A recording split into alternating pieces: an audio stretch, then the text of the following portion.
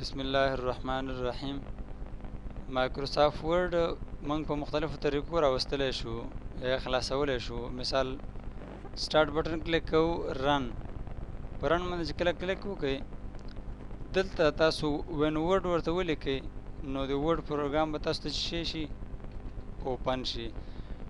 لکه څنګه چې موږ تاسو مایکروسافټ ورډ باندې پیژنو کمپیوټر بیا په وین ورډ پیژني.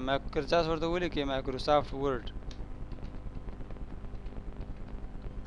دا ګوره ایرر ورکوي ځکه چې کمپیوټر دا نوم نه پیژني. تاسو کله غواړئ چې ورډ پروګرام رن کړئ دلته به ورته وین ورډ ولیکئ، وین ورډ.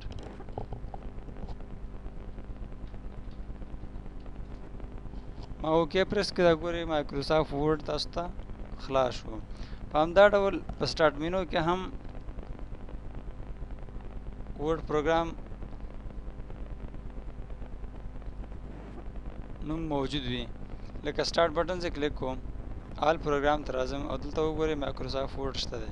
په دې چې کلیک وکړئ هماغه یو شان طریقه ده. د دې په ذریعه هم ورډ پروګرام خلاصېږي او د هغې په طریقه هم. که څوک وینډوز 98 استعمالوي دلته خو موږ تاسو آل پروګرام ته راځو، بیا دلته پروګرامونه خلاصوو. نو هغې کې بیا تاسو کله چې سٹارټ کلیک کړئ ډایرکټ پاس پروګرام فایل ته به راشئ او دلته به ورډ پروګرام نوم پیدا کړئ. هغې دپاره دلته په ټاسک بار زه پراپرټي ته راځم، د وینډوز 98 انوایرمنټ درته ښیم چې سره کوم هغې کې سره کوم کېږي. ګورئ سٹارټ بټن مې کلیک کړه، چېرته رالم پروګرام ته، بیا مایکروسافټ ورډ ته. دلته ګوره رن دې ځای کې دی.